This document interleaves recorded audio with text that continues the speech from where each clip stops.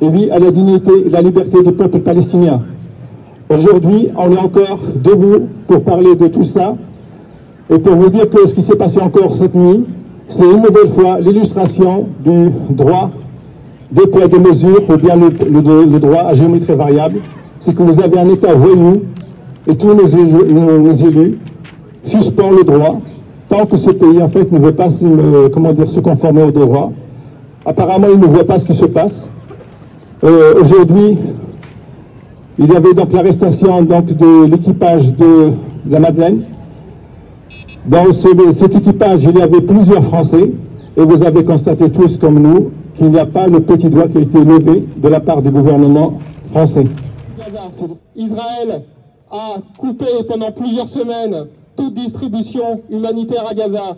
Israël, encore aujourd'hui, empêche l'ONU, empêche les ONG d'exercer leur mission humanitaire à Gaza. Israël a créé une organisation humanitaire totalement fantoche en coopération avec des hommes d'affaires américains pour organiser des pseudo-distributions alimentaires au sud de la bande de Gaza. Toutes les ONG ont dénoncé cette tentative et cette instrumentalisation de l'aide humanitaire. Ces distributions sont encadrées par des mercenaires américains qui, plusieurs fois, quand des milliers de gens affamés se sont précipités pour avoir accès à des vivres, ont tiré sur la foule. Israël a cherché à faire croire hier, en arraisonnant le bateau, qu'ils pouvaient eux-mêmes distribuer l'aide alimentaire. Ironie du sort, une semaine, jour pour jour avant, dans une pseudo-distribution alimentaire israélienne, les mercenaires américains et l'armée israélienne avaient ouvert le feu et il y avait eu 31 morts. Encore ce matin, dans le sud de la bande de Gaza, lors d'une distribution alimentaire, l'armée israélienne a ouvert le feu et il y a eu 10 morts. C'est quand même de ça qu'on parle quand Israël fait semblant de mettre en place des actions humanitaires. Aussi, pour petit à petit discréditer l'ONU, discréditer les ONG, Israël a organisé l'attaque pendant des mois des convois humanitaires. Et Netanyahou l'a admis lui-même la semaine dernière, ils ont armé et financé un gang qui est dirigé par un ancien trafiquant de drogue qui s'appelle Yasser Abou Shabab, qui s'est évadé de prison les derniers mois, dans une des prisons qui avait été bombardée et détruite.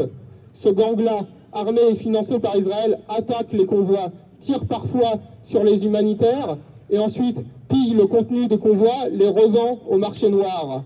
C'est quand même de ça qu'on parle. Pendant que les autorités de Gaza cherchaient à protéger les convois ces derniers mois, ce sont eux qui étaient bombardés et tués, et aussi des humanitaires qui ont été tués par l'armée israélienne. Le voilier Madeleine, affrété par la flottille de la liberté pour Gaza, a été arraisonné par les commandos de la marine israélienne dans la nuit de dimanche à lundi, alors qu'il s'approchait des côtes palestiniennes de Gaza. Une fois de plus, Israël a violé des lieux où il n'a rien à faire, les eaux internationales et les eaux sous souveraineté palestinienne, un territoire qu'il occupe illégalement, faut-il le rappeler.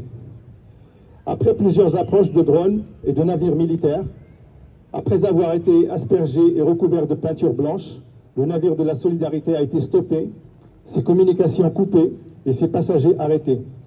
Il est probable qu'ils aient été conduits manu militari par la marine israélienne jusqu'au port d'Ashdod, où ils risquent d'être emprisonnés et interrogés avant d'être expulsés.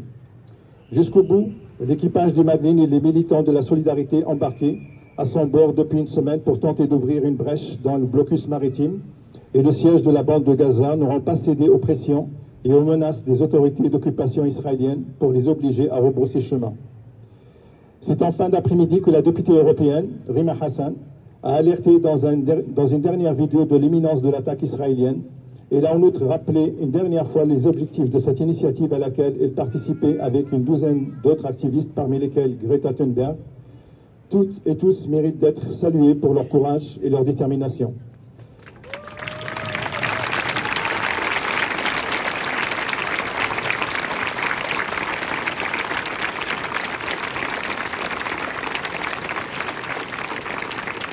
La présence de ces deux personnalités reconnues et celle des deux journalistes à bord de Blast et d'Al Jazeera ont offert un écho réel à cette nouvelle tentative de la flottille de la liberté d'arriver jusqu'à Gaza.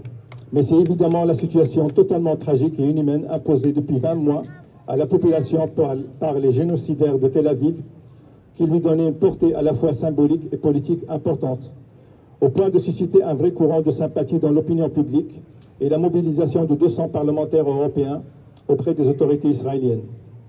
Par contre, et malgré de nombreux appels qui lui ont été adressés, il est totalement scandaleux et révoltant que le gouvernement français n'ait pas eu le moindre mot de soutien à l'égard du Madlin, ni bougé le petit doigt pour empêcher l'armée israélienne d'intervenir dans des zones où il n'a rien à faire et lui imposer de laisser passer le Madlin et sa cargaison.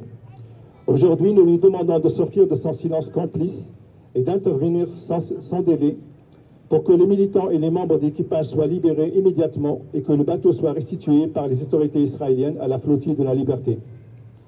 L'association France-Palestine Solidarité apporte son total soutien à Greta Thunberg, à Rima Hassan et à tous les ressortissants allemands, français, brésiliens, turcs, suédois, espagnols et néerlandais retenus par Israël depuis cette nuit, ainsi qu'à la flottille de la liberté. Et il exige leur libération immédiate et appelle à participer à tous les rassemblements de soutien dans les heures et les jours à venir.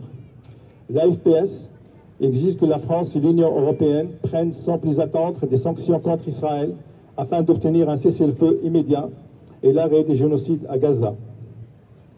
Et donc, aujourd'hui, il y a eu donc une 60aine de rassemblements et il y en a d'autres à venir, et parmi lesquels, donc à Paris comme à Rennes, donc un rassemblement de soutien à 18h. Merci à vous.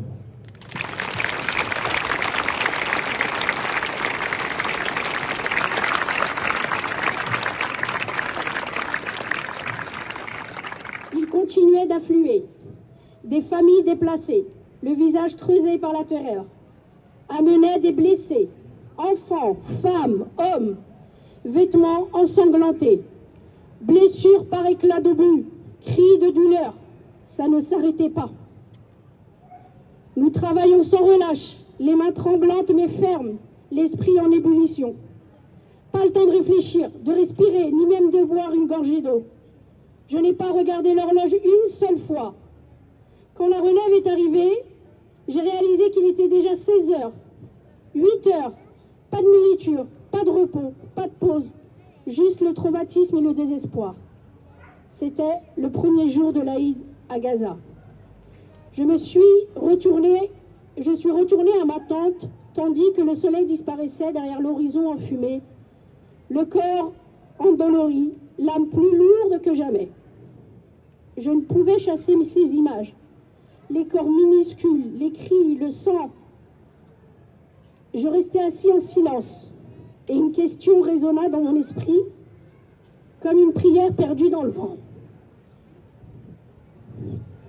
Pourquoi ne pouvons-nous pas vivre en paix? Pourquoi ne pouvons-nous pas simplement vivre?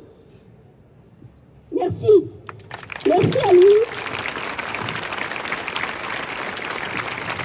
Nous sommes de tout cœur avec toi. Youssef Al-Farad, nous sommes de tout cœur avec toi.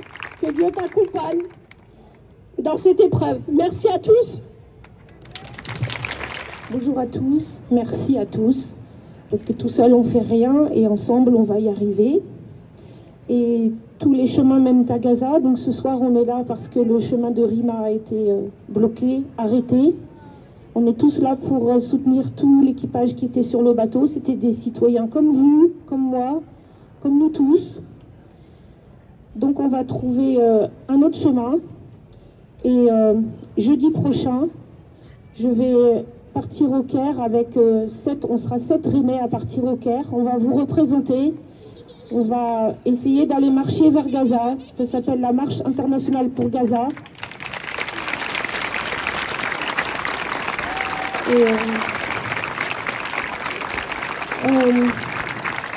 on vous emmène tous dans le Caire parce que là-bas ils nous attendent. Ils savent qu'on va venir. Comme la flottille, on ne sait pas si on pourra aller jusqu'au bout, on ne sait même pas si on pourra démarrer la marche. On est en pleine négociation, diplomatie. Il y a des milliers de personnes qui arrivent, qui sont déjà arrivées au Caire. On fera ce qu'on pourra. On essaiera d'aller jusqu'à Rafah. On essaiera de négocier pour l'ouverture de l'aide humanitaire, pour laisser entrer l'humanitaire de façon massive, sans condition.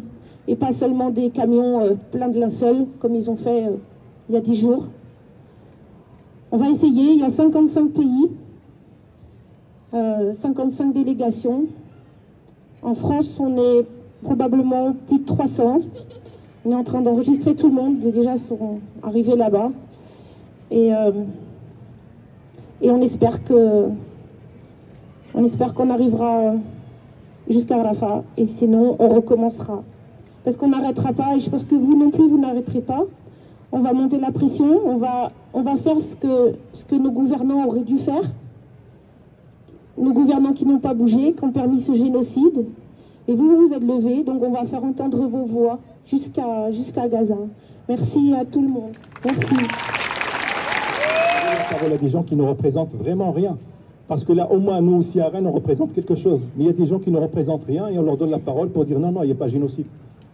Mais là, pour le moment, en fait, les Palestiniens, ils sont là. Il y a une menace existentielle, mais pas sur la tête des Israéliens, comme on cherche à la faire croire. Il y a une menace existentielle sur la tête des Palestiniens. Et ça, c'est quelque chose qu'il faut le dire partout. Et contrairement à ce qu'on nous raconte, il y a une existence, et donc une menace existentielle sur la tête des Palestiniens. Il ne faut pas inverser les choses. Bonjour, donc je vais prendre la parole pour la campagne unitaire pour la libération de Georges Ibrahim Abdallah. Donc la nuit passée, la flottille de la liberté a été arrêtée par l'État fasciste israélien. À son bord se trouvaient des députés et eurodéputés, tels que Rima Hassan, mais également des camarades révolutionnaires provenant d'autres pays, tels que Thiago Avila du Brésil. Nous saluons la stratégie et le courage de ces militants qui ont à cœur la cause palestinienne et se mettent en danger afin d'ouvrir un couloir humanitaire vers Gaza et pousser les pays impérialistes à calmer leurs chiens qu'est l'État colonial d'Israël. De partout, des initiatives doivent fleurir afin de forcer Israël à rouvrir les flux humanitaires indépendants et internationaux, nécessaires à la vie des Palestiniens et à la poursuite de la résistance. La flottille de la liberté est un exemple qui doit être soutenu par une continuité de la mobilisation dans les jours qui suivent afin de nous assurer de la sécurité de ces militants et de l'ouverture d'un couloir humanitaire. Si la flottille de la liberté est un exemple, alors nous devons nous en saisir. Nul besoin d'avoir des bateaux, des députés ou d'avoir des armes pour lutter efficacement pour la cause palestinienne. Les grévistes de la CGT ont ainsi démontré que c'est possible à la Fosse-sur-Mer. Les dockers ont bloqué 14 tonnes de composants militaires à destination d'Israël en provenance d'industries françaises. Au-delà du boycott de l'art, tel que Carrefour, nous avons un outil d'une immense valeur. C'est nous, les travailleurs. De partout, nous vous invitons à dénoncer les partenariats éventuels avec Israël et ses entreprises qui peuvent avoir lieu sur vos lieux de travail. Nous vous invitons à vous syndiquer et à encourager le combat pour la Palestine sur vos lieux de travail. C'est l'action du peuple qui ouvrira le couloir humanitaire et mettra Israël à genoux. Si nous voulons éviter la détention des militants de la flotte de la liberté, nous devons aussi nous battre pour les résistants qui sont, eux, toujours détenus. C'est le cas de Georges Abdallah, le plus vieux prisonnier politique d'Europe, et il est emprisonné en France, à la prison de Lannemezan, qui, après 40 ans de détention, n'a jamais abandonné la lutte pour la Palestine. Le 19 juin se tiendra son dernier procès, le sprint vers la libération finale. Le 14 juin, ce samedi, sera organisée une manifestation nationale à Paris, sur la place de la République. Le 18 juin, à 18 h, nous organisons ici un rassemblement pour sa libération sur la place de la mairie.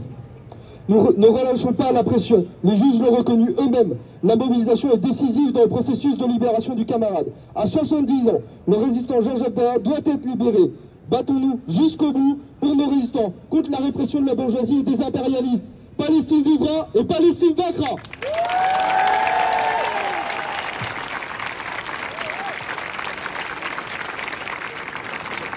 Bonjour à tous, merci d'être présents en nombre. Je suis Marie Mesmer, députée insoumise de Rennes, avec Mathilde Digné, députée insoumise de Redon. On s'adresse à vous aujourd'hui, pas seulement en tant que députée insoumise, mais aussi en tant qu'amie de Rima Hassan, et avec beaucoup d'inquiétude. Je tiens pour commencer à dire que Rima, Greta et les 10 autres humanitaires et journalistes sur la flottille risquent leur vie. Pas uniquement parce qu'ils ont pris la mer, pas uniquement parce qu'ils ont tenté d'aller sur un territoire bombardé en permanence par un gouvernement et une armée génocidaire, mais aussi parce que ces mêmes sauvages les qualifient encore aujourd'hui de militantes antisémites et de militantes du Hamas pour légitimer leur violence à leur encontre.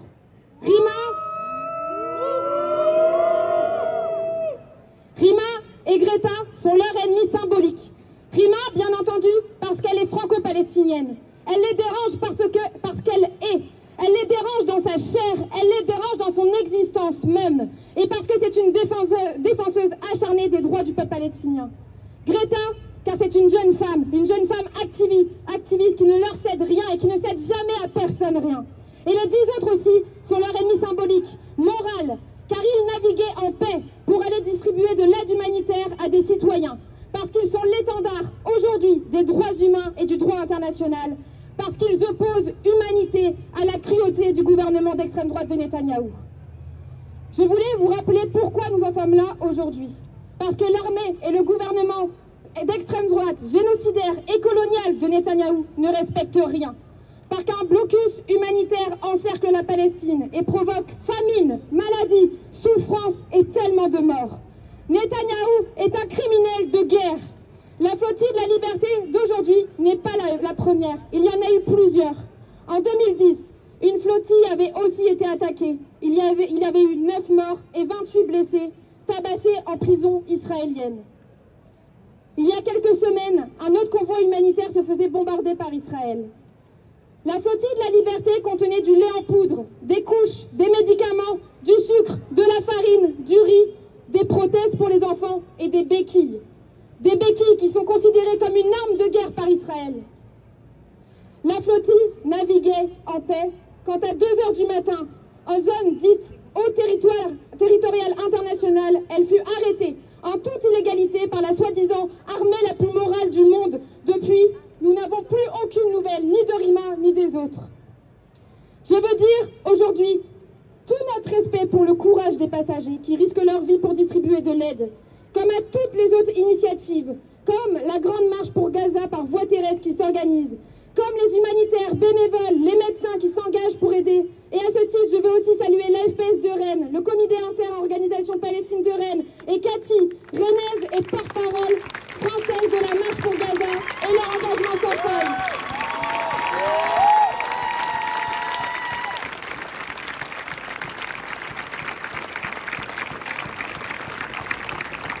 En face de ces courageux, il y a la France qui se couche. Il y a Emmanuel Macron et François Bayrou qui ne font rien, alors que 6 Français sont concernés. Ils disent passer des coups de téléphone et ils sont plutôt occupés en ce moment au salon de l'océan. Quelle honte et aveu de faiblesse. L'Espagne, elle, a un ressortissant sur le bateau et a immédiatement convoqué dans l'heure l'ambassadeur israélien.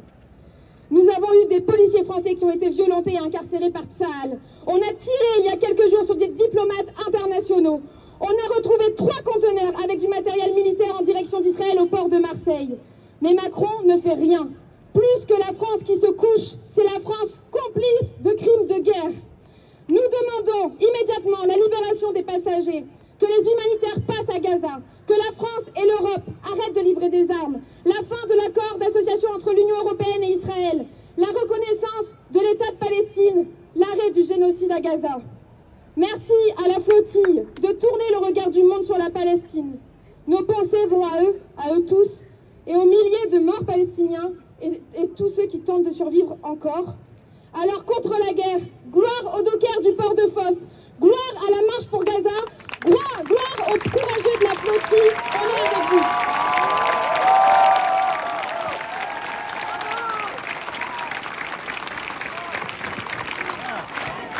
Vivra Palestine, vaincra Palestine, vivra Palestine, vaincra. Vivra Palestine, vaincra. Vivra Palestine, vaincra. Vaincra Palestine, vivra. Bonjour à toutes et à tous. Quelques mots pour l'Union départementale CGT 35 qui a répondu à l'appel aujourd'hui. Pour une raison simple, c'est que les valeurs de paix, l'internationalisme sont au cœur de ce qu'on porte, sont au cœur de nos luttes. Et les camarades d'ailleurs, et puis certains en ont déjà parlé, j'y reviendrai dans un instant. Et c'est pas parce que nous sommes confrontés quotidiennement à la guerre sociale menée par le patronat et le gouvernement que nous détournons nos yeux de la guerre génocidaire en cours à Gaza.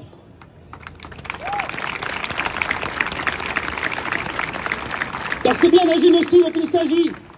Comment appeler autrement la famine utilisée comme arme de guerre? Comment appeler autrement les 50 000 morts comptabilisés et sans doute beaucoup plus, peut-être même plus de 100 000 selon les premières estimations, ce qui équivaudrait à 3 millions à l'échelle de la France? Comment appeler autrement le plan pour s'emparer de Gaza et regrouper puis expulser ses habitants?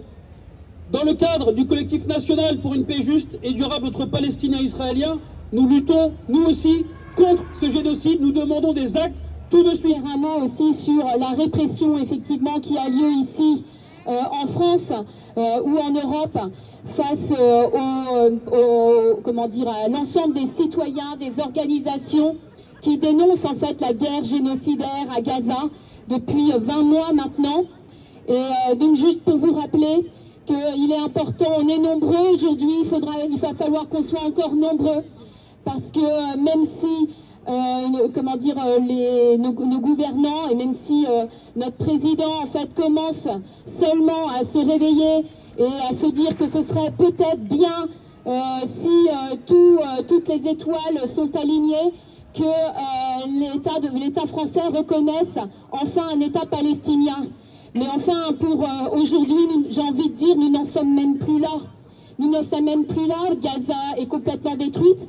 La population est exterminée, jour après jour, en continu, sur les chaînes de télévision, sur les réseaux sociaux. Et ce n'est pas seulement Gaza qui est détruite, c'est l'impossibilité, bien sûr, enfin c'est plus de 90% des bâtiments qui sont détruits. Et on voit bien en fait qu'on veut rendre leur vie impossible de façon à ce qu'il n'ait plus qu'une seule solution, c'est-à-dire la valise. Hein, la valise ou le cercueil, on a déjà entendu plusieurs fois. Là, c'est ce qui se passe pour Gaza aujourd'hui.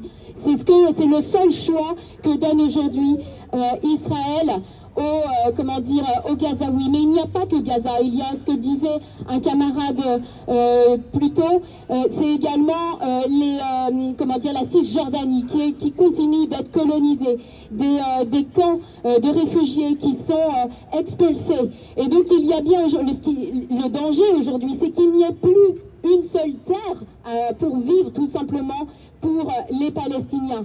Donc aujourd'hui, il y a urgence à agir et pas simplement par des paroles, des mots ou par une simple reconnaissance de l'État palestinien. Bien sûr qu'il faut arrêter la coopération, c'est ça l'urgence aujourd'hui. Empêcher par tous les moyens Israël de continuer sa guerre génocidaire. Ça veut dire faire un boycott total, un embargo, ne plus coopérer, ne plus collaborer à cette guerre exterminatrice qui se mène à Gaza, mais aussi en Cisjordanie ou à Jérusalem-Est. Oui, il faut poursuivre la lutte, il ne faut surtout pas se taire, il ne faut surtout pas faire le silence, bien au contraire, il faut se manifester chaque semaine comme on le fait en se rassemblant tous les samedis à 15h, place de la République. On vous donne encore rendez-vous tous ensemble, le samedi 14 juin à 15h, place de la République. Samedi prochain, 14 juin, c'est Rennes qui marche pour Gaza à l'occasion de la marche mondiale pour Gaza, et on compte sur vous. Je voulais déjà commencer cette prise de parole par saluer, comme tout le monde ici, et apporter mon soutien à l'initiative très courageuse de la Flottille de la Liberté, et bien sûr exiger leur libération immédiate. Et si je commence par ça, c'est parce que je pense que c'est très important de saluer le courage de cette initiative. Parce qu'aujourd'hui, elle est en train de remettre sur le premier plan de la scène politique nationale et internationale une question qui est très très très importante, qui est une question qui touche toute l'humanité, qui est celle du génocide à Gaza, qui est celle du premier génocide du 21e siècle. Je vois qu'il y a une pancarte, un génocide en 4K, et c'est ça, le premier génocide qui est diffusé et documenté en live, le premier génocide que l'humanité est obligée de contempler sans rien pouvoir faire. Parce que la réalité, c'est qu'aujourd'hui, l'État israélien il est en train de rentrer dans une telle phase de la purge ethnique qu'il n'arrive même plus à tolérer l'aide humanitaire. On massacre ici, circuler, il n'y a rien à voir. Et aujourd'hui, cette initiative, elle nous rappelle aussi qu'Israël ne respecte absolument rien. Il ne respecte même pas les principes les plus basiques de l'humanité. Et donc le droit international, vous vous en doutez bien, il s'en cogne très largement. Que ça ne les arrête pas, Krima Hassan et l'immunité diplomatique. Que ce soit les lois internationales, que les Nations Unies garantissent le droit à l'aide humanitaire. Tout ça, c'est pas étonnant. En réalité, on l'a vu dans toutes les luttes de l'histoire contre l'impérialisme, dans toutes les décolonisations de l'histoire. C'est la force, à la fin, le rapport de force qui fait plier les impérialistes. Et c'est aussi le rapport de force qui va nous permettre, comme ça a été dit dans beaucoup d'interventions, de faire plier la France dans son soutien à Israël. Parce qu'aujourd'hui, Macron il est en train de nous verser des larmes de crocodile, alors qu'ils ont justifié le génocide pendant 1 an et demi, qu'ils continuent d'envoyer des armes à Israël. Et surtout, le plus beau cadeau qu'ils puissent faire à Israël, ça a été dit, c'est qu'ils continuent de réprimer les militants politiques. À l'image de Georges Ibrahim Abdallah, qui est en prison depuis 40 ans, mais aussi tous les militants qui sont en train d'être poursuivis en procès. Et dans ce sens, je voulais apporter mon soutien à mon camarade et porte-parole Anas Kazib, qui est syndiqué chez Sudrail et qui va passer en procès le 18 juin. Tout ça pourquoi? Parce qu'on est une organisation qui soutient la Palestine, qui dénonce le génocide, mais qui dénonce aussi le fait qu'Israël est un État colonial depuis 1948. Israël, assassin, Macron, complice. Israël, assassin, Macron, complice. Israël, Assassin, Macron, complice. Israël, assassin, Macron, complice. Israël, assassin, Macron complice. Israël, assassin, Macron, complice. Assassin, Macron, complice. Assassin, Macron, complice. Donc l'ennui dans... Et puis je rappelle qu'en tant que citoyen, on n'est pas obligé d'acheter certains produits, qu'il faut les boycotter. À partir de samedi prochain, nous avons une nouvelle version de stickers que vous pouvez venir les chercher donc, pendant la marche. Et chacun de nous, en fait, quand on va dans un supermarché, il faut toujours demander ou interpeller le gérant donc, du magasin ou bien le responsable du rayon fruits et légumes pour lui dire en fait qu'on n'est pas d'accord que des produits d'origine israélienne arrivent sur nos étals. Et donc, vous pouvez coller aussi les stickers. Vous pouvez aussi demander à vos banques, parce qu'il y a une action, donc il y a une banque juste à côté, il y a une action qui est prévue par la FPS en fait pour le boycott des banques, parce qu'Israël tient la tête hors de l'eau, c'est parce que les banques en fait ils font des crédits pour pouvoir quand même continuer depuis 20 mois. Et puis le symbole qu'on a ici, donc c'était pas par hasard, c'est la mairie donc, de Rennes. Et puis vous savez que le 30 juin, il y aurait le conseil municipal, et ce serait bien de venir en nombre comme ça en fait, au début donc du conseil pour demander est-ce qu'il n'est pas possible, comme on a mis le drapeau ukrainien, de mettre aussi le drapeau palestinien?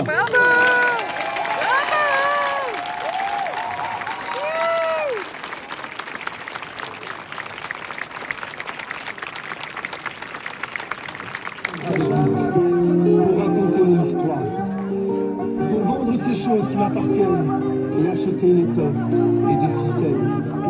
Faites en sorte qu'elle soit bien blanche, avec une longue traîne, afin qu'elle entre quelque part à Gaza, fixant le paradis dans les yeux, dans l'attente de son père, parti subitement, sans avoir fait d'adieu, à personne, pas même à sa chair, pas même à son âme, pour qu'un enfant quelque part à Gaza puisse voir ce cerf-volant, mon cerf-volant à moi, que vous aurez façonné, qui volera là-haut, bien haut, et que l'enfant puisse un instant penser qu'il s'agit là d'un ange, revenu lui apporter de l'amour. S'il était écrit que je dois mourir, que ma mort apporte l'espoir, que ma mort devienne une histoire. Palestine!